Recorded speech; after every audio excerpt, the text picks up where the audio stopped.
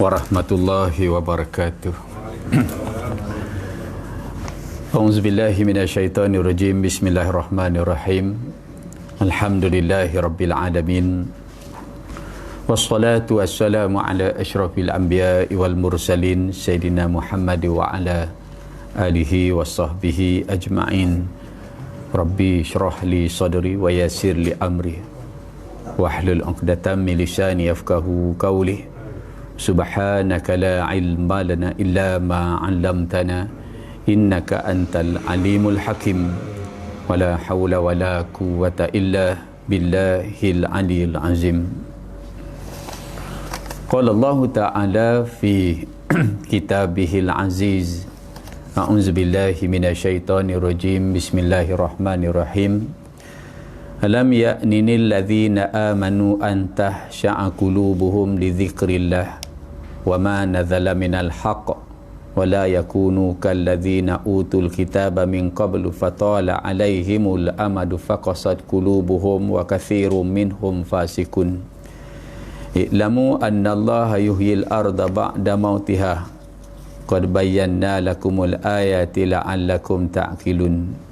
Innal musaddiqina wal musaddiqati wa aqradullaha qardan hasanah yudha'afu lahum wa lahum ajrun karim. Walladzina amanu billahi wa rusulihi ulaika humus siddiquna wasyuhada'u 'inda rabbihim lahum ajruhum wa nuruhum. Walladzina kafaru wa kazzabu bi ayatina ulaika ashabul jahim. Shadaqallahul azim. Wa qala Rasulullah sallallahu alaihi wasallam, yaqulullahu ta'ala ya bani adam al-mautu yakshifu asrarak wal qiyamatu tablu akhbarak wal adzabu yahtiku astarak. Fa idza adzanta dzamban fala tanzuru ila sigharihi walakin inzuru ila man asait.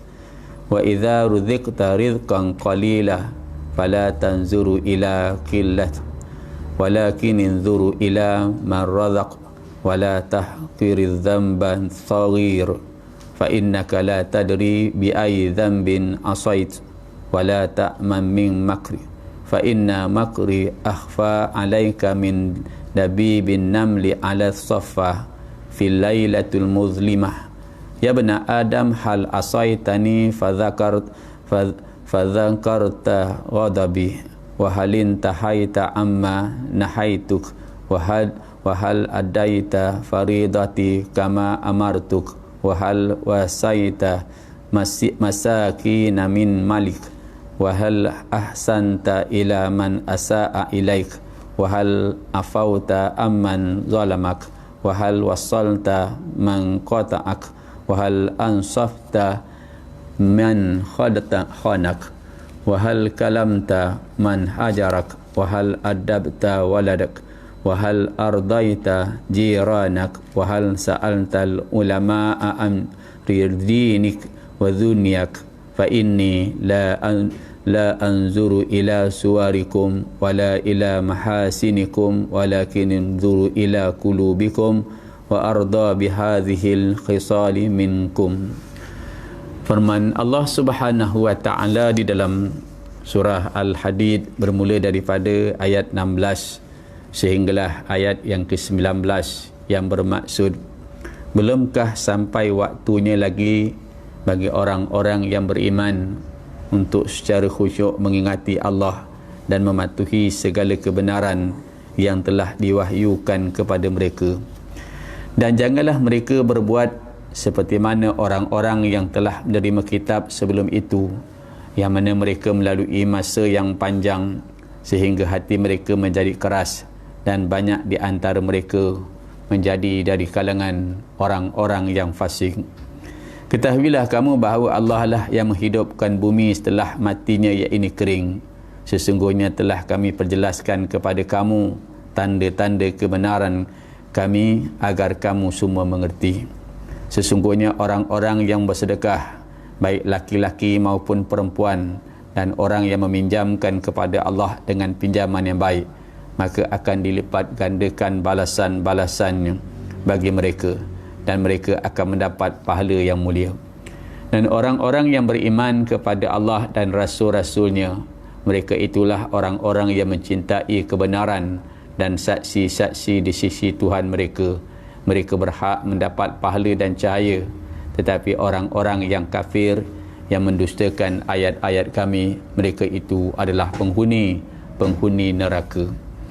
Dan sabda junjungan besar kita Nabi Muhammad sallallahu alaihi wasallam dalam sepotong daripada hadis qudsinya dari kitab Himpunan Hadis Qudsi Imam Al-Ghazali. Hadis yang ke-21 yang bermaksud, wahai sekalian manusia, kematian akan membuka seluruh rahsia-rahsiamu. Hari kiamat akan menguji perkhabaran-perkhabaranmu, dan siksa akan membukakan penutupmu. Apabila engkau melakukan sesuatu dosa, maka jangan engkau memandang akan kecilnya, tetapi lihatlah kepada siapakah yang engkau telah berbuat maksiat. Apabila engkau diberi rezeki walaupun sedikit, maka jangan lihat akan jumlahnya, tetapi lihatlah siapa yang memberikannya. Jangan menganggap remeh terhadap dosa kecil, kerana engkau tidak tahu dosa apakah yang telah engkau lakukan itu. Engkau tidak akan terlepas daripada tipu dayaku, kerana tipu dayaku lebih tersembunyi daripada semut yang merayap di atas batu yang licin di malam yang gelap gelita.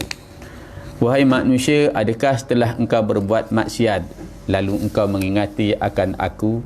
Adakah engkau telah berhenti dari apa yang aku tegahkan kepadamu? Adakah engkau telah menunaikan kewajipanmu kepadaku sebagai yang telah kusuruh? Sudahkah engkau membelanjai orang-orang miskin dengan harta-hartamu? Adakah engkau sudah berbuat baik kepada orang-orang yang berbuat jahat kepadamu? Adakah engkau telah memaafkan orang yang telah menganiayamu? Adakah engkau telah menghubungkan tali silaturahim kepada orang yang telah memutuskan hubungan denganmu? Adakah engkau telah menginsafkan orang-orang yang telah mengkhianatimu?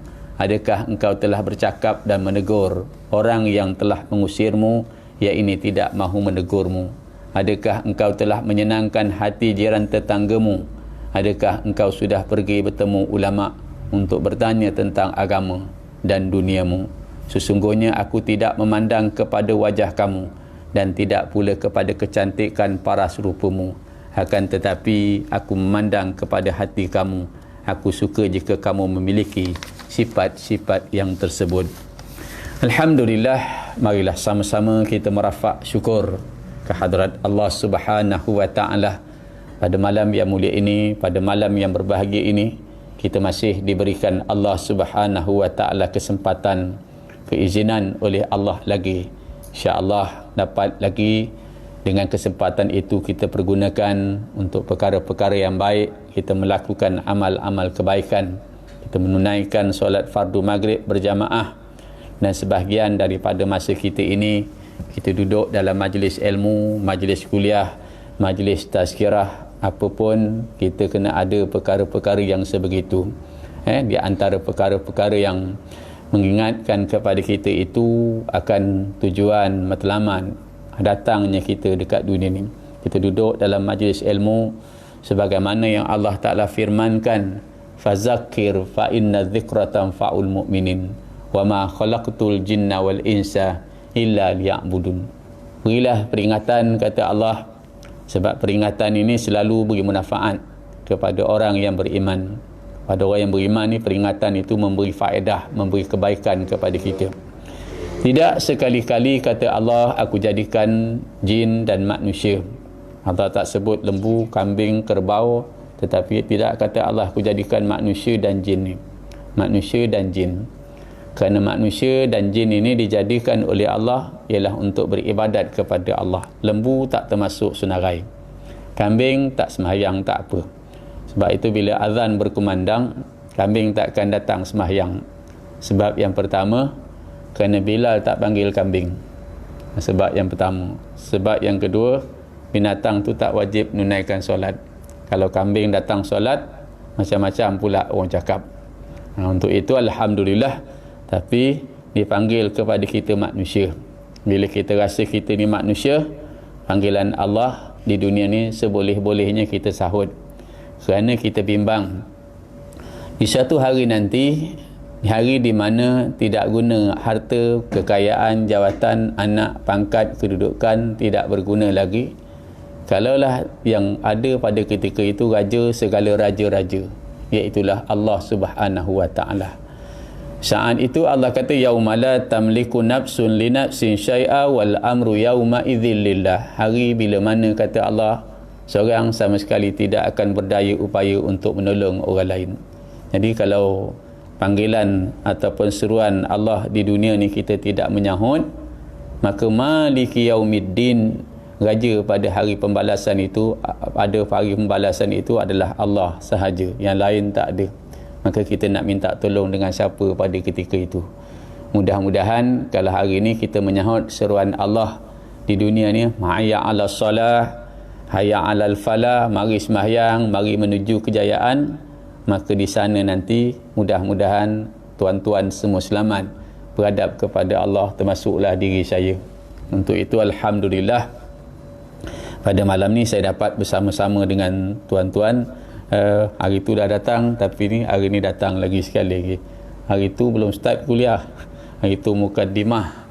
Kalau ikutkan hari ni tadi Cikgu Abbas di Parit Haji Baki, tapi saya mengikut kepada jadual yang saya susun, memang di sini. Jadi Haji Abbas minta ke sana tadi. Saya kata kalau ikut pada jadual, minggu yang ketiga saya letakkan dekat sini, minggu ketiga sana Ustaz Mak Tonggal. Walau bagaimanapun, yang pentingnya kita duduk saling mengingat di antara satu sama lain.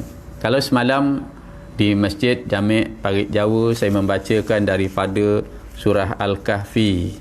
Dalam surah Kahfi itu mengatakan kepada kita daripada ayat 103, kul hal nunabbiukum bil ahsyarina a'mala alladzina nadalla sa'yuhum fil hayati dunya wa hum yahsabuna annahum yuhsinuna sun'a. Ini perkhabaran daripada Al-Quran, bukan perkhabaran daripada saya. Saya bacakan kepada tuan-tuan Al-Quran ayat ini kerana saya buka Quran dan saya merenung ayat-ayat ini, wajar untuk menjadi tatapan kita. Dalam ayat ke-103 daripada surah Kahfi ini, Al-Kahfi ini, Allah kata apa? Katakan olehmu wahai Muhammad, sukakah kamu aku beritahu tentang orang yang paling merugi perbuatan baiknya di dunia ini? Iaitulah orang-orang yang tersia-sia perbuatan baiknya di dunia ini, sedangkan dia menyangka, dia mengira bahawa dia telah melakukan sebaik-baik amalan. Mereka itu adalah orang-orang yang mengingkari akan ayat-ayat Allah dan mengingkari pertemuan dengan Tuhannya. Maka tersia-sia kami tidak akan membuat sebarang penimbangan terhadap amal mereka. Jadi ayat itu kalau tuan-tuan amati, aku nak beritahu kepada kamu, kata Allah, tentang adanya orang yang buat amal baik, tapi amal baik tu Allah tak terima. Dia jadi sia-sia, penat, dia semayang, dia puasa, pahala dia tak dapat, haji dia tak dapat, dia berulang-alik pergi Mekah dan sebagainya, pahala dia tak ada. Siapa dia? Kata Allah, orang ini ialah orang yang tak percaya dengan ayat Allah dan tak percaya dengan pertemuan dengan Tuhannya. Dan tak percaya dalam ayat suruhnya, ayat dia kata yang tak percaya kepada Rasul, ingkari dan tak percaya kepada hari kiamat, maka akan jadi sia-sia amalannya. Allah tidak membuat sebarang perhitungan. Seibarat mana kita hantar projek, kita mohon peruntukan buat projek kertas kerja yang begitu tebal, 4-5 inci tebalnya, kita hantar untuk mohon, tapi orang letaknya di bawah meja, di bawah meja susun bawah, orang tak buat penilaian, tak apa pun, kita rasa kecewa. Jadi sebegitulah amal kita. Sebab itu apa-apa pun dalam kuliah saya, tuan-tuan, saya suka berpesan bahawa bab tauhid ni kita kena jaga sungguh-sungguh. 3 bab. Yang pertama bab tauhid kita kena jaga, yang kedua bab fiqh kita kena betul, dan yang ketiga tasawuf itu kena jaga. 3 tu benda. Nombor 1 bab akidah kita ni kena jaga sungguh-sungguh. Sekarang ni payah nak cari orang yang mengajar soal-soal berkaitan dengan akidah ni, cukup payah nak cari kan. 2 bab fiqh tu kena jaga. Fiqh tu kita kena jaga kerana fiqh ni ialah nak tunggu sah atau tak sah ibadat kita tadi. Dan yang ketiga tasawuf, ada tak rasa riak, ujub, takbur dalam hati kita, kerana perkara-perkara ini akan merosakkan amal-amal kita. Ni Allah beritahu dalam ayat ni tentang adanya orang yang niaga tak untung, orang beramal tapi tidak mendapat kebaikan. Maka pada malam ni saya memilih satu ayat lain daripada surah Al-Hadid. Dalam ayat ini dimulakan dengan pada ayat ke-14 Allah Ta'ala menceritakan tentang orang-orang yang munafik memanggil orang-orang mukmin. Dan bila digiring Allah Ta'ala ni manusia besok pada akhirat, maka dipisahkan orang yang beriman masuk ke dalam syurga. Orang yang tidak beriman diletakkan padanya dinding. Lalu mereka berkata, tunggulah dulu, kami nak dapat sedikit cahaya daripada kamu. Jadi kalau saya kuliah dengan cikgu saya tu, cikgu tanya, siapa dia orang munafik ustaz? Saya kata dalam Al-Quran dia akan menyebut tentang 5 golongan manusia yang agak popular kita dengar. Yang pertama, 5 ayat tentang orang Islam. Alif Lam Mim Zalikal Kitabu La Raiba Fihi Hudal Lil Muttaqin Allazina Yu'minuna Bil Ghaibi, sampai akhir tu 5 ayat itu untuk orang Islam. Lepas tu masuk ayat yang ke-6, baru cerita orang kafir, 2 ayat sahaja. Innal ladzina kafaru sawa'un alaihim a'anzartahum am lam tunzirhum la yu'minun. Allah kata orang kafir ni sama sahaja bagi mereka. Engkau beri peringatan atau engkau tak beri peringatan, mereka tidak beriman. An khatamallahu ala qulubihim wa ala sam.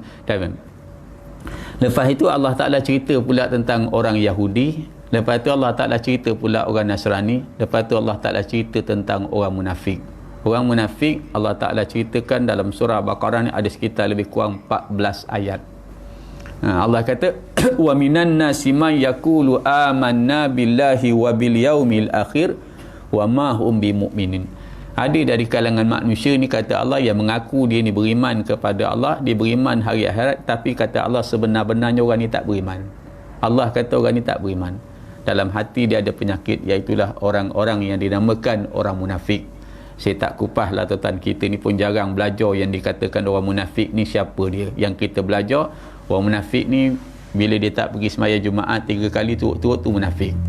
Tapi senang kita nak fahamkan, orang munafik ni ialah pada zahir dia beriman, tapi pada batinnya dia kafir. Kisah ni Abdullah bin Ubay bin Salul berlaku zaman Nabi. Khabarnya Abdullah bin Ubay bin Salul ni dia mati dia semahyang belakang Nabi. Khabarnya hebatnya dia ni kan. Tapi saat dia meninggal dunia, anaknya yang bernama Abdullah juga minta supaya Nabi bagikan jubahnya untuk dikapankan mayat dia. Nabi bagi jubahnya buat kapan. Kemudian dia minta Nabi semahyangkan jadi imam.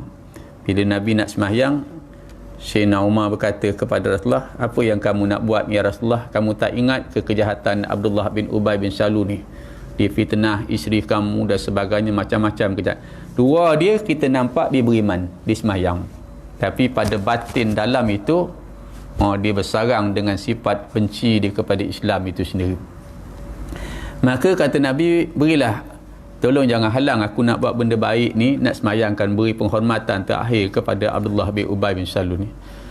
Nabi semayang, besok paginya Nabi berdiri atas kubur untuk mendoakan Abdullah bin Ubay bin Salul ni. Maka turun ayat yang melarang Nabi jangan sekali-kali menyembahyangkan dan mendoakan kepada orang-orang yang munafik ni tadi. Jadi orang munafik ni tuan-tuan, kita tak boleh tengok dengan mata, tak boleh kenal. Tu yang susahnya. Kadang-kadang dia semayang sama macam kita semayang, dia puasa sama dengan kita puasa, dia haji sama dengan, tapi perangai dia. Cuma dalam hadis kata antara sifat orang munafik, bila bercakap dia berbohong, bila janji dia mungkir, bila amanah dia khianat, bila bergurau dia melampaui batas, dia tidak memihak kepada yang benar itu tadi. Saya tak nak kupah bab itu tadi. Maka dalam ayat ini dipisahkan. Maka orang munafik tu berkata kepada orang beriman, nantilah dulu kami nak ambil sedikit cahaya daripada kamu. Maka orang beriman kata, carilah kamu sendiri, kan, diletakkan pada dinding. Mereka kata, bukankah kami dulu sama dengan kamu satu kampung begini? Kenapa hari ini kita berpisah? Sebab kamu mencelakakan diri kamu sendiri. Iaitu sifat munafik tu kita tak buang. Jadi kalau kita rasa dalam diri kita ni ada sifat munafik, bercakap bohong, janji mungkir, kita ubat sendiri. Kita jangan tuduh. Zaman Nabi pun Nabi tak sebut siapa dia orang munafik, siapa dia Nabi tak sebut. Jadi kita kalau rasa dalam hati kita ni ada sifat-sifat munafik, maka buang. Sebab orang munafik, saya ingat saya kuliah dekat tak jauh daripada sini. Ada yang bercakap dengan saya, munafik ni tak apa ustaz, kata dia jangan kafir. Lalu saya kata munafik kafir ni masuk neraka. Munafik kerak neraka jahanam. Lagi teruk pula daripada itu tadi kan. Itu benda yang kita kena jaga. Maka saya sambung pada ayat yang ke-15. Allah kata pada ayat yang ke-5, "Falyawma la yu'khadhu minkum fidyatun wala minal ladzina kafaru ma'wakumun nar hiya maulakum wa bi'sal masir." Maka kata Allah, pada hari itu tidak akan diterima sebagai tebusan. Duit kita walaupun ada 40 bilion sekalipun tuan-tuan, nak tebus diri kita ni tak boleh. Seperti mana yang saya cakap hari itu, bahawa harta dunia ni kita hanya pakai dekat dunia sahaja. Kita tak bawa sampai masuk kubur, 60 bilion masuk kubur, datang malaikat kita bagi buku cek 4 keping, tak boleh kan. Jadi saat itu harta tu dah tak ada guna lagi. Saya kuliah di Pihak Raja baru ni tentang Allah, dia bersifat ilmu, Allah Ta'ala bersifat dia mengetahui, Allah Ta'ala dia bersifat berkuasa, mentadbir langit bumi ni. Itu saya kupas hari itu, bab-bab itu tadi. Semua yang ada ni milik Allah Ta'ala, kita pinjam sekejap aja. Maka pada hari itu tidak akan diterima tebusan daripada kamu mahupun orang-orang kafir. Tempat kamu ialah neraka, itulah tempat berlindung dan itulah seburuk-buruk. Maka pada ayat ke-16 ni Allah Ta'ala tanya, alam ya'ninil ladzina amanu an tahsha'a qulubuhum li dzikrillah. Allah kata, belumkah sampai waktunya bagi orang yang beriman ini untuk secara khusyuk mengingati Allah.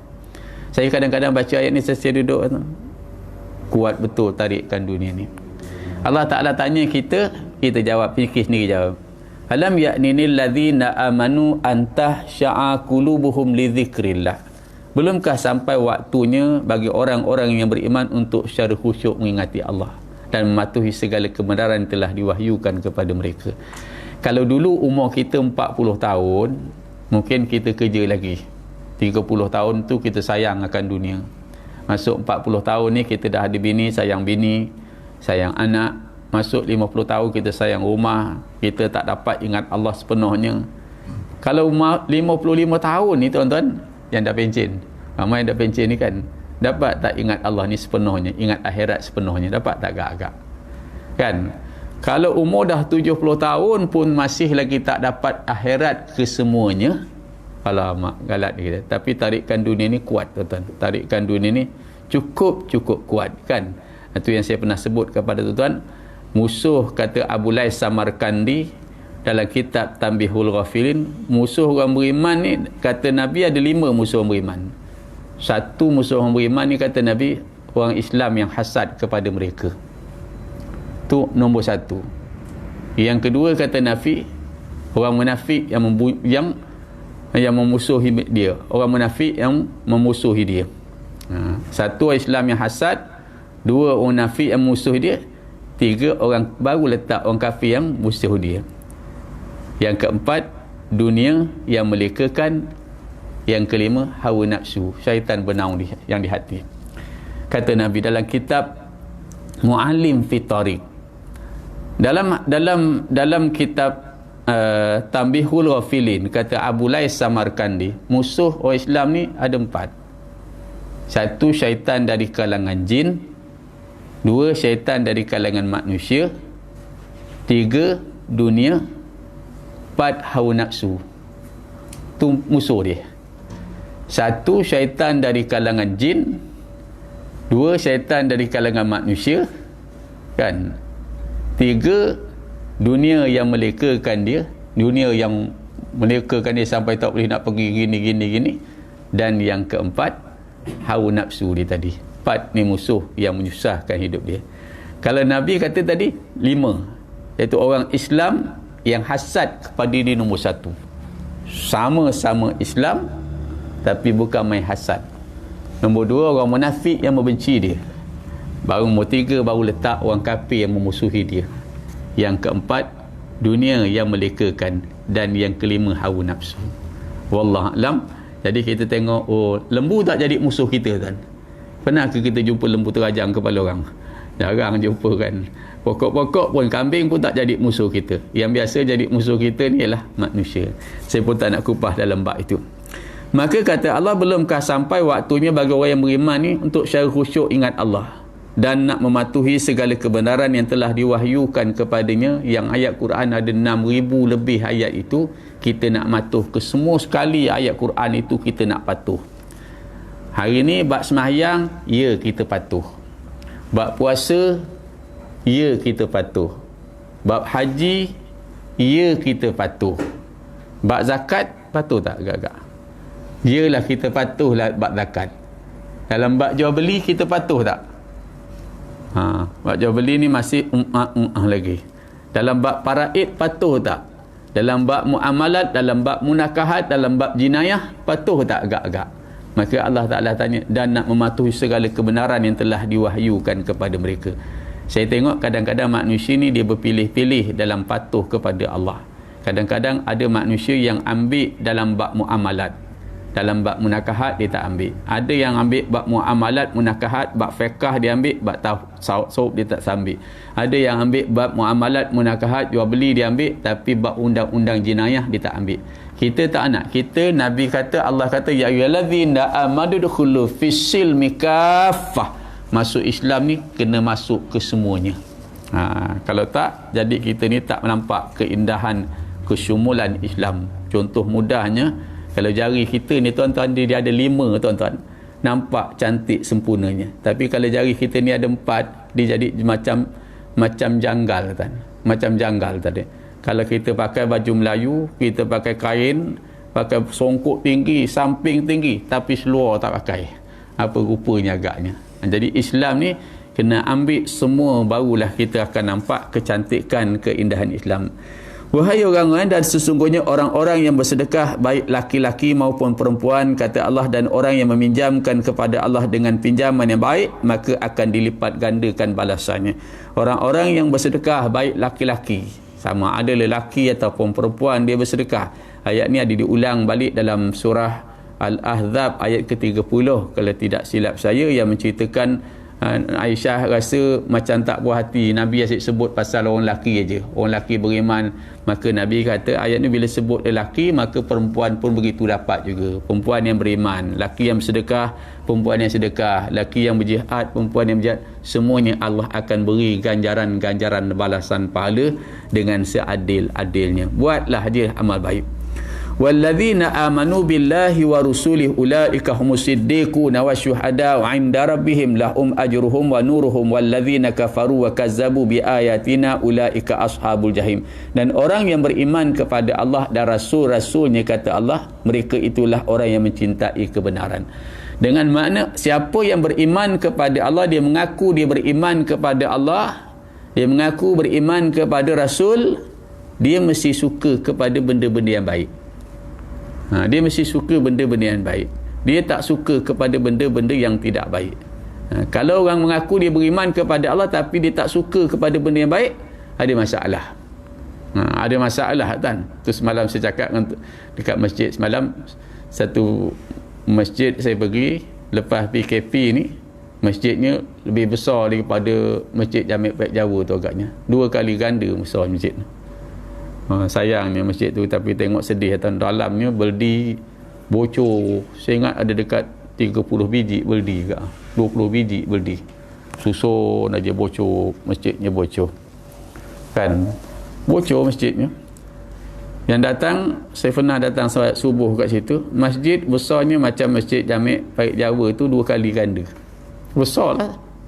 Tapi yang sembahyang subuhnya 3 orang. Surau tuan-tuan ni hebat, bersih. Tuan-tuan ni saya suka surau ni kerana kebersihan dia. Tadi test masuk tandas pun boleh tidur.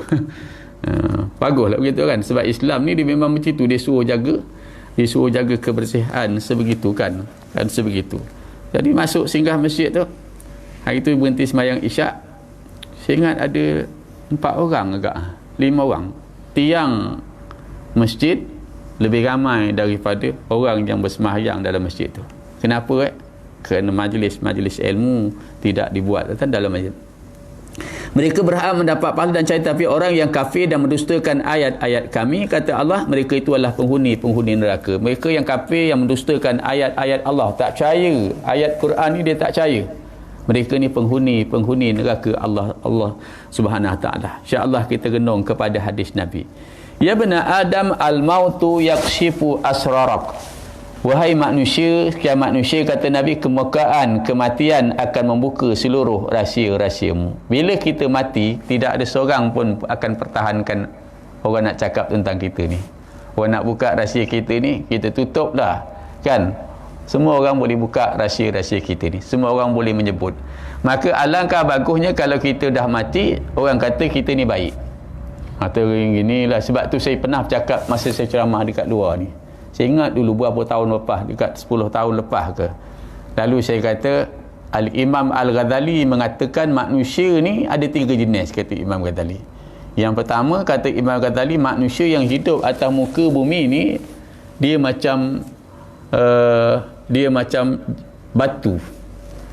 Batu ni, dia tak buat benda baik, dia tak buat benda jahat, dia duduk aja kat situ setahun lah. Kita tak sepak dia, dia itulah, dia tak kacau orang.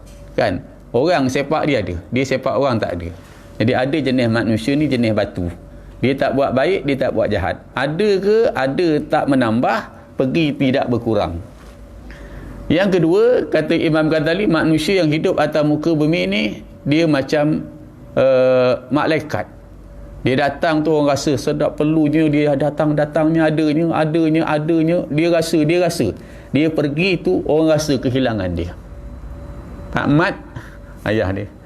Saya ingat kalau asal lalu ni, saya mesti ingat kepada dia. Asal lalu aja Pak Jawa ni mesti ingat kepada dia. Kan, orang yang mengimarahkan, walaupun dia tak minta nama jawatan. Ada dulu jadi penghulu ke? Bapak mari ada jadi penghulu ke? Ada jadi YB ke? Tak ada. Tapi ingatan kita tu ingat pada dia, kan? Walaupun mungkin peranan dia kita tak nampak banyak sangat, kan? Mungkin dia berulang-alik jalan kaki, orang yang datang ke masjid ni, jadi kita ingat dia. Ingat, tengok anak ingat bapak, tengok anak ingat bapak. Ada orang bila dia mati hari ni, 7 hari aja orang ingat. Hari yang ke-7 mati dah, tak lagi, tak ada makan dah, tak ingat lagi dah. Itu masalah kita. Kita tak nak macam tu. Kalau boleh kita mati ni, tuan-tuan, jadi ibarat yang kedua tadi, ibarat malaikat. Datang dia, orang harapkan kebaikan dia tadi. Perginya orang rasa, dah tak ada, dah meninggal. Dah tak ada, dah meninggal, kan? Itu yang kedua. Dan yang ketiga, Imam Al-Ghazali kata, ada manusia ni yang hidup di kat dunia seperti jengking. Kata Imam Ghazali. Jengking ni kerja dia tak habis-habis menyengat orang, tak habis-habis. Dia dah tak nak buat baik, orang lain buat baik, dia risau. Ini spesies ni kalau dia mati, orang kata Alhamdulillah, mati juga dia. Ada tak tempat tuan-tuan ni, ada tak jenis gini, tuan? Ada tak agak-agak kita jangan jadilah jenis yang begitu, tuan. Biar mati je orang kata mati, Alhamdulillah, aman dunia. Kita tak nak jadi yang seperti itu. Maka kata Nabi, wahai sekian manusia, kematian akan membuka seluruh rahsiamu. Siapa nak tutup rahsia kita? Orang nak ceritakan tentang kita, siapa nak tutup? Pada hari kiamat pula akan menguji perkhabaran kamu. Hari kiamat akan menguji perkhabaran kamu. Mana yang kadang-kadang orang kata baik, orang kata kadang-kadang orang kata jahat. Yang tahu baik atau jahat ni adalah Allah. Kita tak tahu. Tu yang saya cerita pasal buku catatan amal semalam. Tak silap saya cerita pasal buku catatan amal. Tuan-tuan buka kepada ayat ke-49 daripada surah Al-Kahfi. Lalu dia letakkan kitab catatan amal manusia, kata Allah, maka kamu akan melihat orang yang berdosa akan merasa ketakutan terhadap apa yang tertulis di dalamnya, seraya mereka berkata, kita apa ni? Ini kita apa ni? Tidak ada yang tertinggal, yang kecil maupun yang besar. Kan? Yang kecil kita buang tai cecak ni pun tertulis, yang besar pun tertulis, kita senyum dengan orang pun tertulis, tuan-tuan. Sebab itu bila Nabi kata if'alil khair fa innahu miftahul jannah, Nabi ajar gitu, buatlah benda baik masa kat dunia ni, kata Nabi, kerana kebaikan ini akan menghalakan kamu ke syurga Allah. Ini kadang-kadang jumpa nak senyum pun payah, straight aja muka dia. Wahal senyum tu dapat pahala. Senyum jumpa orang tu, senyum tu dah dapat pahala, kan? Beri salam dah dapat pahala. Buang duri tepi tanpa apa, dapat pahala, kan? Dapat pahala. Bukan nak tunggu buat masjid dulu, kan? Yang kecil-kecil sebegitu pun kalau kita boleh praktikkan, insya-Allah penuh dengan pahala. Saya sebut semalam dalam hadis Nabi dalam kitab Matan Arba'in, perkara berkaitan dengan raja dengan dia punya Perdana Menteri dia. Ibarat anggota kita ni, akal kita ni, hati kita ni raja dengan permaisuri, atau Perdana Menteri dengan timbalan perdana. Manakala tangan anggota yang kita yang lain ni adalah rakyat dia. Kalau rakyat dia bekerja untuk raja, untuk negara, untuk mencarikan, untuk kebaikan untuk raja, maka sebegitu juga dalam diri kita ni, kita kena jadikan mata kita ni hantar pahala kepada kita. Kena jadikan tangan kita ni hantar pahala kepada kita. Lidah kita ni hantar pahala kepada kita. Telinga kita ni hantar pahala kepada kita. Raja dia yang perintah siapa? Hati ni. Hati dan akal ni, dua perkara ni yang dia kena pandai mengendalikannya, supaya bila dia tengok pokok dapat pahala, dia tengok sungai dapat pahala, dia dengar orang cakap dapat pahala. Yang inilah orang yang untung dalam hidup dan kehidupan dia, tuan-tuan. Tapi kalau rakyat dia bekerja antara dosa dan maksiat hari-hari, sengsara mata dia tengok, wah amoy jalan kan dengan seluar pendek kan. Habislah, tuan, rosaklah akidah dia tadi. Maka dia kata, apabila engkau melakukan dan seksa akan membuka penutupmu, seksa neraka. Apabila engkau melakukan suatu dosa, kata Nabi, maka jangan memandang akan kecilnya. Macam kita buat pahala, buat amal, tuan-tuan, jangan pandang kecil. Zaman Nabi, kalau kita bacakan dalam kisah, dalam satu kitab Hidayat, bukan Hidayat, dalam kitab apa tadi, Jauharul Mahfuz kata dia menceritakan kisah seorang yang masuk syurga kerana beri anjing minum. Tuan-tuan pernah baca dalam kitab tu, Jauharul Mahfuz, dalam kitab tu ada kisah dia beri anjing minum. Dia beri anjing minum, akhirnya dia dapat masuk syurga Allah. Ada orang yang pelekeh, kalau gitu kita senanglah. Siapa nak masuk syurga, bawa lori, bawa Hilux satu, isi air banyak-banyak, jumpa anjing beri minum. Ini orang main-main. Ini orang main-main. Allah kata, Nabi kata dalam ayat ke-70 surah Al-An'am, wa zaril ladzina takhazu dinahum la'iban wa lahwan wa gharatuhumul hayatud dunya. Tinggalkan orang yang jadikan agama dia main-main, senda-gurau. Agama Allah ni bukan untuk dimain-mainkan, nak persendakan. Dia kata, jangan apabila kau buat satu dosa, maka jangan kau memandang akan kecilnya. Jangan pandang kecil, tapi pandanglah kepada siapa yang kau telah buat dosa ni, kepada Allah yang menghidupkan kau, bagi kau rezeki, bagi kau boleh seduh udara, boleh berdiri, berjalan, makan, minum dan sebagainya. Pandang kepada siapa yang kau buat dosa, bukan pandang kecil dia tadi. Dan apabila engkau diberi rezeki walaupun sedikit, maka jangan kamu lihat akan jumlahnya, tetapi lihatlah siapa yang memberinya. Apabila engkau dapat rezeki, orang kita dia kira rezeki ni, tuan-tuan, duit. Betul tak betul? Orang kita kira rezeki ni adalah duit. Sehat, orang kita tak anggap duit rezeki. Mata yang kita boleh lihat ni, orang kita tak anggap rezeki, kan? Sebenarnya tidak, semua rezeki. Kalau kamu dapat rezeki, kata dia, jangan pandang akan jumlahnya, tapi siapa yang memberikannya kepada kamu. Siapa yang bagi rezeki kita boleh seduh udara ni. Ramai orang dah tak boleh seduh udara lagi, tuan. Ni baru ni yang hujan tu, tuan tengok. Yang baru ni hujan. Cara tempat saya tu dah belakang tu. Naik sikit aja lagi. Kalau hujan lagi 10 minit ke 20 minit, out of service. Ini Pak Raja dengar berapa? 400 keluarga pindah. Sampai sekarang masih lagi duduk kat sana, kan. Saya bila duduk tengok angkat. Bila angkat, air tu naik lagi. Naik, nasib baik buang kambing dah siap. Angkat naik lagi. Kali ni kalau nak naik mana lagi? Bila tengok keadaan ni, apa yang kita boleh buat? Hanya boleh pandang, tengok dan lihat, doa kepada Allah, ya Allah tolonglah aku ya Allah. Yang lain tak boleh arah. Cuba tuan-tuan bayangkan zaman Nabi Nuh alaihi salam banjir. Ingat tak zaman Nabi Nuh yang banjir tu, keluar air daripada tanah, turun air daripada langit, turun tadi. Tu tadi kan. Sebegitu hebat tadi.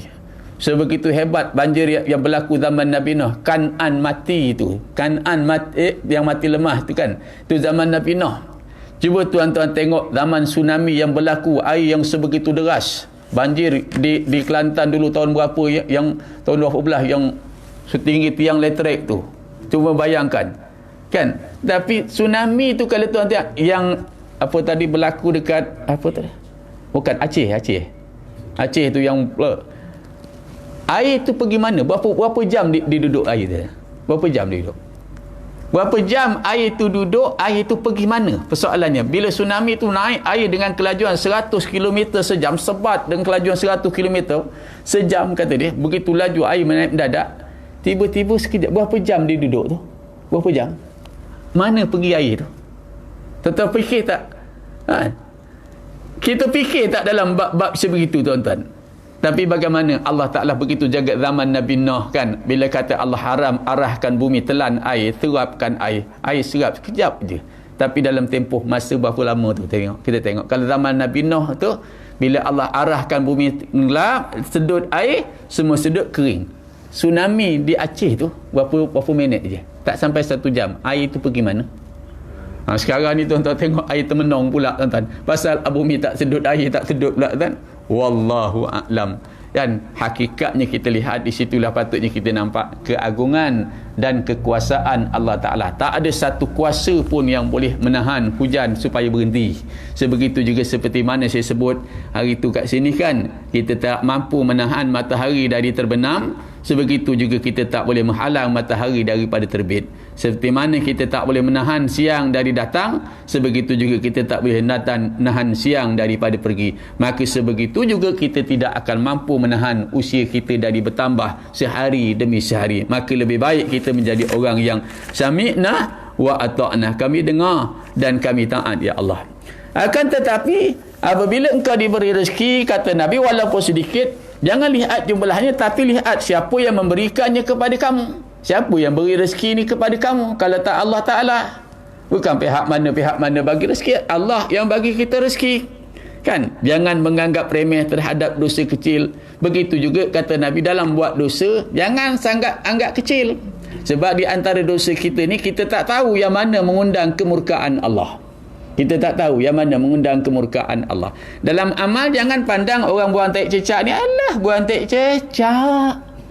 Jangan pandang kecil, kan? Orang bersihkan surau, orang bersihkan masjid, kan, sapu dan sebagainya, jangan pandang kecil. Tapi kena ingat, kan, jangan pandang kecil kepada amal, sebab kita tak tahu yang mana satu Allah Ta'ala terima. Sebegitu juga dalam rezeki tadi, jangan pandang sikitnya rezeki. Orang kita nak tunggu banyak dulu dapat, baru nak terima kasih. Kalau dapat sikit, alah. Begitu keadaan. Dan dia kata kerana engkau tidak tahu dosa apa yang telah engkau lakukan, engkau tidak akan terlepas daripada tipu dayaku, kerana tipu dayaku lebih tersembunyi daripada semut yang merayap di atas batu yang licin di malam yang gelap gelita. Kadang-kadang ini Allah Ta'ala uji kita, nak tengok kita ni reti bersyukur tak. Kalau dapat yang banyak, kita sujud kamai lama. Kalau dapat sikit, kan, kita sujud sekejap je. Itu tak nak dalam itu, kan. Sama kita, kan, banyak ke sedikit ke rezeki, Allah Ta'ala cukupkan. Saya pernah bercakap kepada tuan-tuan, Allah Ta'ala tak minta kita ni, kan, habis semayang isyak, kita cuit imam, mam, bangun mam, nak buat apa? Kita terus semayang subuh, mam. Ada Allah minta gitu. Habis aja semayang subuh, kita cuit kaki mam, kita terus semayang zuhur. Ada tak ada? Tak ada. Sebab aku pun kata Allah tak minta kamu beribadat untuk hari esok, hari ni. Faham? Maknanya esok punya kerja. Jadi begitu juga rezeki yang hari ni adalah hari ni. Hari ni, besok punya rezeki. Tuan-tuan tahu rezeki esok apa? Tahu tak rezeki esok apa? Saya pun tak tahu rezeki esok. Rezeki saya semalam kuliah, tuan. Rezeki saya malam kuliah, saya pun balik. Bila nak balik, Bilal salam dengan saya. Saya pun buka beg duit. Buka lah. Anak nak beli itulah, nak beli ni, buka ni. Buka duit. Dalam tu, bila dah beli. Buka dalam tu, ada duit RM50. Yang keluar, dah beratus. Pagi tadi, hantar anak belajar tadi, dekat RM1,000 tadi. Kan? Bayar yuran tu semua RM1,000. Mak ayah kata. Nampak? Esok, kita tak tahu apa rezeki kita. Mungkin lagi banyak, mungkin lagi sikit. Jadi begitu juga kita serahlah kepada Allah. Yang penting kita berusaha. Aku tidak minta, kata dalam hadis kursi itu, engkau beribadat esok untuk hari ni. Maknanya kalau hari ni kita nak semayang isyak, habis aja, tak ada orang semayang subuh terus. Kena habis semayang subuh ni, mam, ini subuh esok punya. Tak ada orang tak buat sebegitu. Kan? Esoknya subuh. Selagi tidak masuk waktu, kita tak semayang. Maka begitu juga macam mana kau boleh minta rezeki esok nak minta hari ni. Hari ni punya rezeki. Besok punya rezeki. Lusa punya rezeki. Keyakinan kita sebegitu tuan-tuan, kena faham bahawa setiap makhluk di bumi ni ada rezeki dia. Yang saya pernah bercakap kepada tuan-tuan, kisah Nabi Sulaiman alaihi salam. Bila Nabi Sulaiman berjalan, satu hari Nabi Sulaiman dia berjalan, dia tengok seekor semut ni berjalan tengah makan.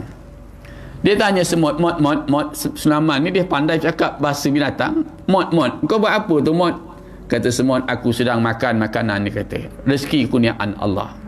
Wahai semut, dia kata, dalam sehari semalam, dalam tempoh hidup kau ni, kau makan apa makan yang paling kau suka? Kata semut, aku suka makan gandum. Dalam tempoh sebulan, berapa banyak kau makan gandum ni, kata dia. Dia kata dalam tempoh masa sebulan lebih kurang aku makan sebiji gandum. Semua kahluh kan, sebiji gandum cukup lah kan, sebiji gandum sebulan. Kita makan 7 tan setengah. Tak reti terima kasih, tak tahulah tentang kepada Allah. Dalam tempoh masa sebulan, semua ni tuan-tuan dia sentiasa berzikir kepada Allah. Kalau kita duduk belajar, sabah alillahi ma fis samawati wa ma fil ardi wa huwal azizul hakim ya ayyuhallazina amanu lima taquluna ma la taf'alun kabura maqtana indallahi an taqulu ma la taf'alun. Semua ni bertasbih. Maka kata Nabi Sulaiman, kalaulah begitu keadaan kau, maka biarlah aku beri kau, aku aja belanja kau makan, dia kata. Dalam tempoh sebulan ni aku belanja kau makan, dia kata dia. Kata Sulaiman, okey, kata semut, kalau begitu bolehlah. Nabi Sulaiman ambil semut ni, dia ambil semut, dia masukkan dalam satu bekas, dan dia letakkan sebiji gandum, lalu ditutup balik. Dia biarkan sehari demi sehari, masuk seminggu 2 minggu, dia buka bekas tadi. Bila dia buka, dia tengok semut tu masih ada lagi, tapi gandum yang dimakan tak sampai setengah biji gandum. Lalu kata Nabi Sulaiman, wahai semut, aku tak terfikir bahawa kau ni bohong. Kau cakap dengan aku dalam tempoh masa sebulan kau akan makan, beri aku makan, kau makan sebiji gandum, kata. Tapi hari ni dah selama 2 minggu ni kau makan sebiji gandum pun tak sampai separuh. Lalu Nabi semut kata apa? Wahai Nabi Allah Sulaiman, adapun kalau kau lepaskan aku berjalan dekat bumi ni, aku akan makan makanan yang banyak. Mana aku jumpa, aku makan rezeki kurniaan Allah, kerana aku yakin akan rezeki kurniaan Allah. Allah tak akan lupa setiap makhluk ni ada rezeki dia. Sebab itu kalau tuan-tuan makan ikan pacal, ikan siakap, ikan kerapu, tuan-tuan boleh makan kesemuanya ke?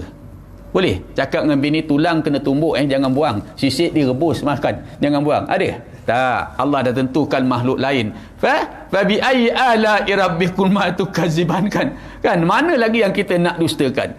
Dia kata aku makan yang itu pun kalau kamu buang, dia kata itu je rezeki semut dia ada tadi. Jadi tapi aku yakin dengan janji Allah, tetapi aku tidak begitu yakin dengan janji manusia. Manusia ni dia mudah mungkir janji.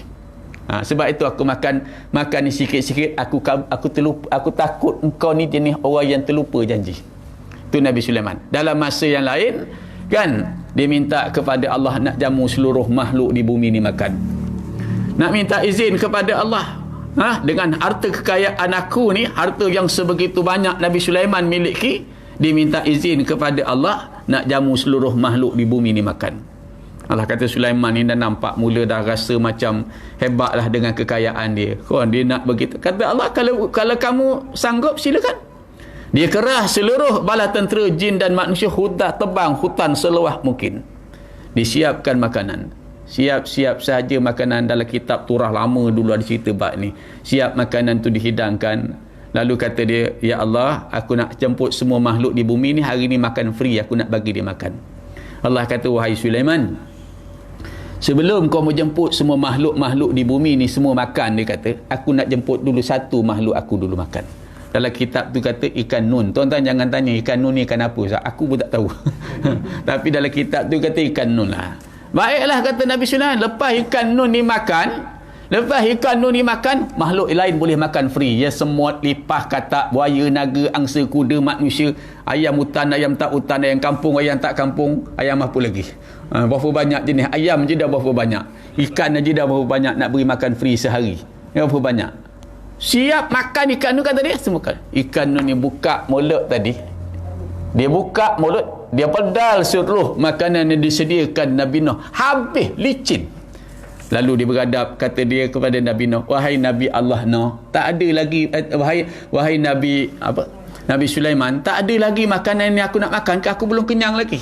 Nabi Sulaiman sujud kepada Allah. Kalau sebanyak itulah makanan yang disediakan oleh Nabi Sulaiman, seekor ikan makan tak cukup, agak-agak tuan-tuan, Allah sediakan seluruh makhluk di bumi ni makan berapa banyak. Dan apa yang Allah minta kepada kita? Apa yang Allah Ta'ala minta kepada kita? Inna a'tainakal kausar fasalli li rabbika wanhar inna syani'aka huwal abtar. Bagai tanda kita terima kasih kepada Allah, patutnya kita semayang, ingat kepada Allah. Tanda terima kasih kita buat ibadat korban sebagai kita ni ingat kepada Allah, kan? Nak balas memang tak boleh balas. Kata saya makan tak banyak ustaz, sepinggan. Cuba tuan-tuan kumpul dah dekat berapa tan agak-agak. Sahabat kita yang muda ni agak-agak berapa tan dah makan. Aku lagi banyak. Haji umur dah berapa Haji? Haji umur dah berapa dah? 60, hampir 60. Kita letaklah 50 dah. Kalau satu hari sepinggan, 60 tahun makan berapa tan agak-agak? Kalau nak kira dah tuan, nak syukur, nak kupon nikmat mana lagi tuan? Maka kita dalam ayat itu tadi tanya, bila lagi kita nak patuh kepada perintah Allah keseluruhannya tadi, kan? Memang kalau nak kira tuan-tuan nikmat yang Allah bagi kepada kita ni, subhanallah, hebatnya tuan-tuan, banyaknya. Hai, terima kasihlah Allah, baik sangat Allah Tuhan kita. Tapi kalau kita jenis melawan ni kepala batu, orang kata tuan, memang tak patut sangat tuan-tuan, kita lawan Tuhan kita. Jangan kau menganggap remeh terhadap dosa kerana kau tidak tahu dosa apa yang telah engkau lakukan. Kau tidak akan terlepas daripada, wahai manusia, adakah setelah engkau berbuat maksiat lalu engkau mengingati aku? Kau dah buat maksiat ni. Memang kullu bani Adam khata'un. Setiap anak Adam ni ada dosa. Kita tak nafikan tuan. Ustaz ada dosa tak? Lagi banyak dosa ustaz. Semua anak Adam ni berdosa. Jangan main-main. Kadang-kadang kita jalan, alah, pusing kan? Zaman-zaman sekarang kan, kalau tak mata kan telinga kita pula tuan. Ni bukan ngumpat, bini dia kering, laki dekat 7 tan, mak ai. Tak masalah kita ngumpat, kan? Orang kata ngumpat, ini bukan ngumpat, ini mengenangkan hal. Ngumpat tu, ni yang payahnya masyarakat kita tuan. Adakah engkau telah berhenti? Dia kata setelah berbuat maksiat engkau dah bertaubat dan ingat tak Allah, kita dah buat dosa ni. Nabi dikatakan beristighfar 100 kali. Kita berapa kali? Kan? Adakah engkau telah berhenti daripada yang aku tegah? Yang Allah tegah, kita dah berhenti tak? Kan? Adakah engkau telah menunaikan kewajipan kepadaku sebagai yang aku suruh? Dah buat tak segala kewajipan yang aku suruh? Baik semayang, baik puasa, buat baik kepada orang, bersedekah dan sebagainya, benda-benda yang baik dah buat belum? Sudah. Kau mempelajari orang-orang miskin dengan hartamu. Bagi orang miskin yang tidak ada makan, tak ada duit, tak ada harta, berikan dia, kan? Datang sekolah baru ni pasal orang kan miskin satu hal kan. Kadang-kadang yang saya cakap, saya pernah cerita kat sini, datang, rupanya dia lebih senang daripada kita. Kita duduk rumah, bagi dekat Masjid Muar tu. Saya ingat lagi beri kat Masjid Muar, beri pertama. Lepas tu saya tanya, akak duduk mana kak? Hotel Bajet. Telan liu aku. Tak mahal, satu hari 180 je. Kalau sehari 180, 10 hari 1,800. Kena 30 hari berapa? Aku pun yang jadi tak duduk hotel Bajet. Kan? Kalau pergi kuliah ni, hotel Muslim aja duduk. Tahu hotel Muslim? Masjid surau aja tu. Dia boleh duduk hotel Bajet. Ada juga jenis manusia gitu tuan. Sudahkah engkau belanjai orang miskin dengan hartamu? Dah tak kita bagi kepada orang miskin ni harta kita? Tak banyak sikit bagi dia makan. Kan? Sebabkan kita baca hadis ni dari kitab. Saya ingat nak baca hadis ni tadi kan. Tapi tuan-tuan dah ada orang ajar kita ni. Kitab Matan Arba'in ni kan.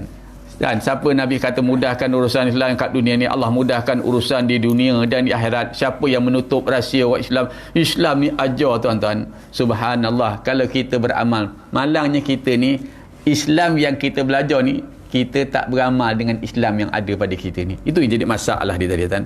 Kan? Macam saya cakap yang kes mana baru ni berlaku tuan. Kes berlaku yang saya tak ada cerita kat sini tak. Satu kes seorang budak ni dia lari daripada rumah sebab bergaduh adik-beradik. Bila dia bergaduh adik-beradik, dia lari daripada rumah. Bapaknya seorang ustaz, maknya ustazah. Jadi bila ustazah tu nak ambil budaknya tu, nak ambil, orang kata apa bapak ustaz, popular, mak ustazah, tapi anak perangai macam ni. Lalu saya pun kata, kalau nak kira begitu, kita baca dalam Quran ada 9 jenis manusia yang Allah Ta'ala rakam tempat di dalam neraka. Jangan lupa tu. Yang pertama di antaranya Kan'an. Kan'an ni adalah anak kepada Nabi Nuh. Yang kedua Qarun. Qarun ini adalah bapa saudara, khabarnya bapa saudara Nabi Musa. Abu Lahab. Abu Lahab isteri Nabi Nuh, isteri Nabi Lut. Fir'aun. Tu kan kita baca gulungan-gulungan yang Allah Ta'ala rakamkan tempat dia neraka kan. Tabat yada abila abi wa tabama arna anhu maluhu wa ma kasab kan. Kan kalau nak cerita gitu. Raja, ada yang masuk neraka tu raja. Ada yang masuk, itu dirakamkan. Iman tak boleh diwarisi. Tidak boleh diwarisi. Kita nak bagi iman kita ni kepada anak kita tak boleh.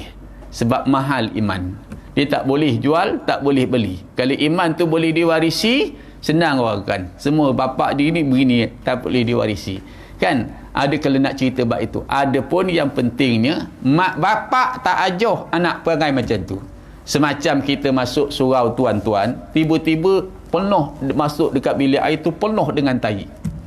Boleh tak saya kata orang surau Parit Dibung ni pengotor, tai penuh dekat jamban ni? Boleh? Boleh tak saya kata gitu? Tak boleh. Kan tak boleh. Boleh tak saya kata apa orang Islam pengotor, apa pengotornya? Bukan Islam tak salah. Surau tak salah. Orang yang amalkan surau itu, yang gunakan tandas itu yang salah. Kita tak boleh kan? Kecualilah kalau mak bapak tadi memang ajar anak perangai jahat. Kan kita ni dapat anak kan macam-macam tuan-tuan. Kalau saya anak ada 9, perangai satu-satu kan macam-macam. Jadi Allah Ta'ala bagi pahala itu mengikut kepada susahnya kita beranak. Susahnya kita beranak. Macam tuan-tuan kat sini kan, ada orang yang duduk kuliah, datang kuliah je. Silap-silap air. Ada orang datang kuliah, dia bersihkan tempat. Dia sapu bilik, dia sapu ni, dia sapu ni. Kan? Ada orang datang, dia duduk, dia bentang sejadah kan. Semua kualiti pahala dia berbeza. Pahala dia tak sama. Yang duduk ramai-ramai ni pahala dia tak sama. Ada yang besar, ada yang macam tu juga kita bela anak, bela isteri kita dan sebagainya.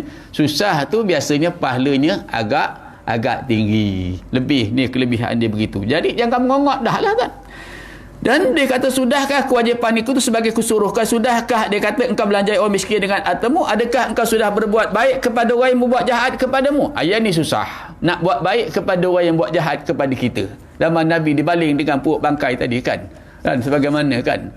Tu cerita Hindun, bagaimana Nabi maafkan Hindun. Hindun ni dia bunuh bapa Nabi, bapa saudara Nabi Hamzah tu. Dia mamah dia punya hati tu kan. Sampai masa dia datang jumpa Nabi, khabarnya dia tutup wajah dia. Nabi tanya, kalau dia taubat ni macam ni kamu terima tak kan? Terima kan. Tengok baru Hindun buka muka dia. Kan? Tapi macam mana nak memaafkan tu tadi? Kan? Bukan senang nak buat begini kan? Adakah engkau telah memaafkan kepada orang yang telah menginaiamu? Memang akan ada orang menginaiai kita dan sebagainya. Maafkanlah dia. Adakah engkau telah menghubungkan tali silaturahim? Adik-beradik kita ni sekarang di antara, kalau tuan-tuan buka dalam di antara berapa tadi 48 tanda-tanda akan berlaku kiamat, dikata dia dalam kitab Membudayakan Sunnah Jabatan Agama Islam Negeri Johor jilid yang ke-6, dia kata apa? Orang yang tidak ada ikatan persaudaraan menjadi baik, tetapi orang yang ada ikatan persaudaraan menjadi renggang. Bahaya Hari ni kadang-kadang kita adik-beradik bergaduh, tapi dengan orang lain baik. Kita cari kitab Budaya Sunnah Jabatan Agama Islam Negeri jilid yang ke-6, cuba buka. Masjid-masjid banyak didirikan kata dia, tapi tak ada pengimarahan. Masjid besar, gede-gede, tapi yang sembahyang apa sikit bahasa Jawa sikit aja. Memang kalau tuan-tuan buka la ilaha illallah kan, tapi itu keadaan dia. Adakah engkau telah mengisapkan orang yang telah mengkhianatimu? Adakah engkau telah bercakap dan menegur orang yang telah mengusirmu? Dan adakah yang tidak mau mendukungmu? Adakah engkau telah menyenangkan hati jiran tetanggamu? Dengan jiran tetangga kita ni baik tak? Ada satu tempat, dan saya kuliah saya tak nak sebut kat mana lah, dia cerita pasal jiran tetangga dia tanam pokok ni daun tu biasalah terbang, dia racunnya habis pokok tu mati. Berapa batang tu kan, la ilaha illallah kan, dia racun pokok tu habis mati kan. Ini ada juga jenis macam tu kan. Tapi nak cakap macam mana, itulah manusia. Adakah engkau sudah pergi bertemu dengan ulama untuk bertanya tentang soal agama dan duniamu? Dah jumpa tak para alim ulama? Belajar tak satu-satu? Banyak ilmu tuan-tuan kan. Kita kalau nak cari, saya ni pasal jadi guru sekolah agama Johor tuan, saya kena ngajar semua perkara. Itu yang buat muamalat, bab munakahat, bab jinayah, bab faraid kita ngajar tuan. Sekarang ni bab faraid orang tak belajar dah. Khususnya paling tak ada pun tuan-tuan, kita belajar bab mahjubung. Paling tak ada pun kan. Siapa yang mendinding dan didinding, tertinding dan sebagainya. Ada 6, suami, isteri, ibu, bapa, anak laki, anak perempuan. Ini orang yang dinamakan, ni penting ni, yang mesti dapat harta pusaka dan tidak boleh dihalang. Yang lain tu boleh dihalang lagi tadi. Hujud hurman, hujud nuksan, syarat mempersakai, sebab mempersakai, rukun mempersyaratkan dan sebagainya. Banyak benda yang kita belajar yang sebenarnya tak terhabis tuan. Saya sempat buka kitab turas tadi tuan. Baru ni ada orang tanya saya, bila kita semayang ni nak tengok apa ustaz? Kita semayang nak tengok apa? Dalam saya kata, kita tengok tempat kita sujud. Kecuali kalau tempat sujud kita ni ada gambar yang melekakan kita, gambar binatang ke dan sebagainya tadi. Habis tengok tempat sujud tu sampai bila? Sampai bila ke? Saya kata, tapi bila saya buka kitab turah, dia ajar. Tengok tu sampai bila? Dan selepas kita angkat tangan ni, sunat tengok tangan kita, bukan tengok tempat sujud lagi. Berapa lama pula? Itu bab itu lagi, baru bab angkat tangan. Kan? Maka ilmu ni, lagi kita cari, lagi kita rasa kita tak tahu tuan-tuan. Lagi kita belajar, lagi kita rasa tak kerti. Angkat tangan tu tengok tu sunat. Bila sampai mana sunat dia tadi kan? Macam mana nak angkat tangan? Satu demi satu. Jadi, adakah engkau telah menyenangkan hati tanggamu? Adakah engkau telah pergi bertemu dengan alim ulama nak tanya soal agama ni? Halal, haram, dosa. Kalau zaman dulu kita belajar sekolah agama. Dulu kita belajar sekolah agama sampai darjah 6. Lepas tu buka lagi kitab tak agak-agak? Buka lagi kitab tak? Bukan tuan-tuan, saya musim PKP, tapi PKP sekali. Cuma dia kita bila banyak ada masalah tu kita capai satu, kita tengok, kita selak balikkan. Tapi mana boleh ingat lama tuan? Kena buka kitab ni, ambil tengok ni kitab ni, buka balikkan sekali-sekali. Tapi nak ngadap ke ilmu. Habis aja masuk darjah as, apa pun dah tak ada lagi dah. Kan? Sedangkan Nabi kata talabil ilmi minal mahdi illal lahdi. Sesungguhnya aku tidak memandang kepada wajah kamu, kata ayat diskusi ni. Kata Allah, aku tak pandang wajah kamu. Kita pandang orang pada muka dia. Lawanya kita pandang pada muka dia. Kan? Body dia macam mana?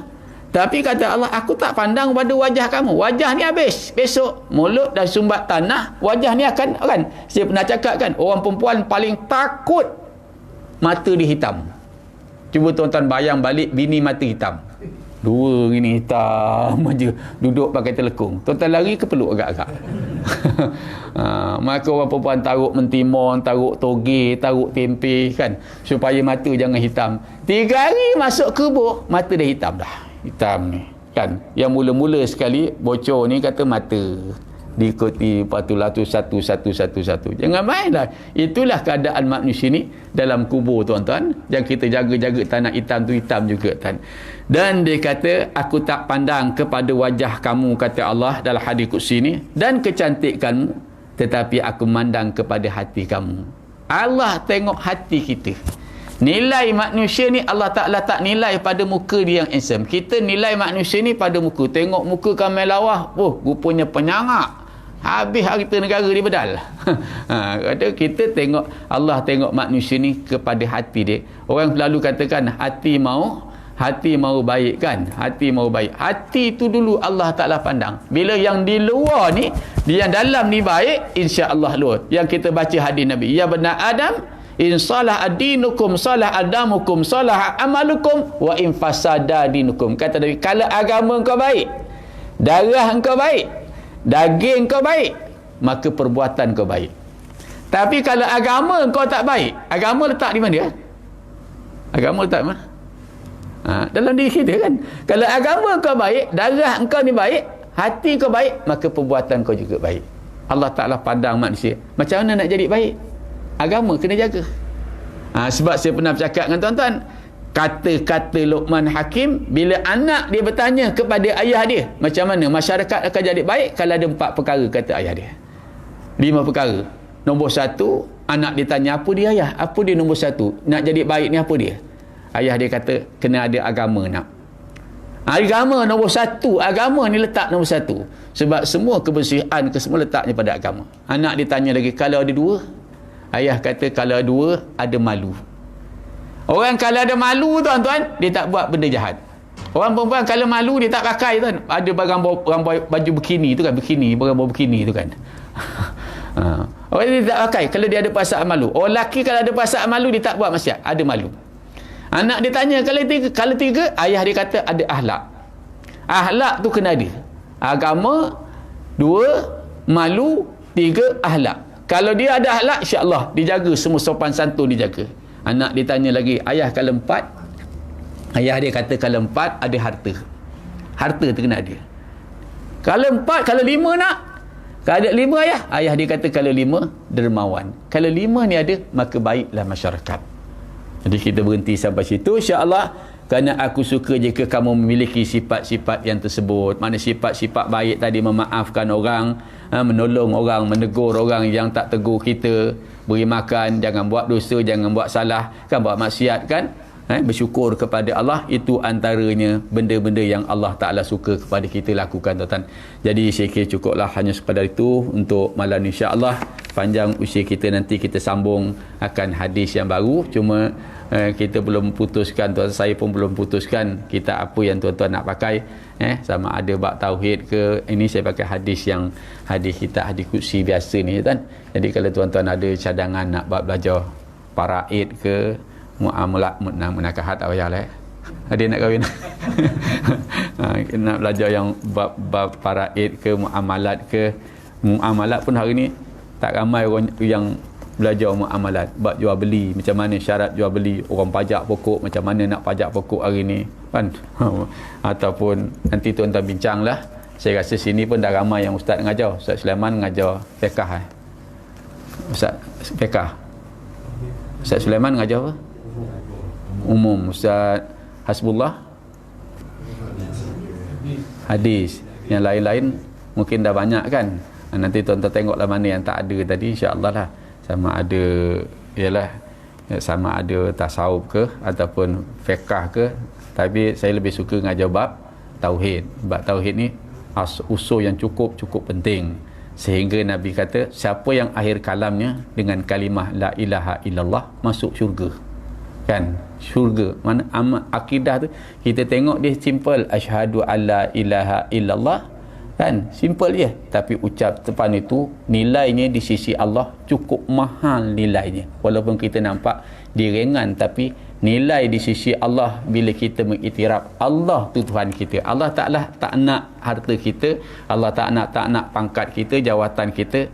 Allah nak kita ni iktiraf Allah Tuhan kita, dah cukup hebat dah tu, di samping kita beribadat dengan lain. Jadi tuan-tuan bincanglah nanti macam mana, insya-Allah bulan depan. Musin mungkin beritahu saya dalam tarikh mungkin tempoh yang samalah pada hari Rabu minggu yang ketiga insya-Allah. Kalau itu saya rasa tak ada kemuskilan. Ada nak tanya ke?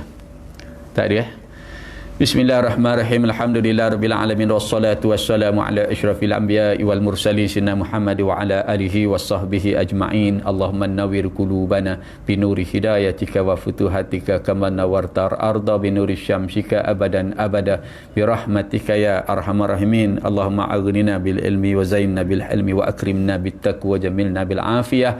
Ya rabbana zidna ilma warzuqna fahma wa anta khairu dzikin. Rabbana atina fid dunya hasanah wa fil akhirati hasanatan wa qina azaban nar. Wassallallahu alaihi wasallam Muhammad wa ala alihi washabbihi wasallam. Walhamdulillahi rabbil alamin. Takbir.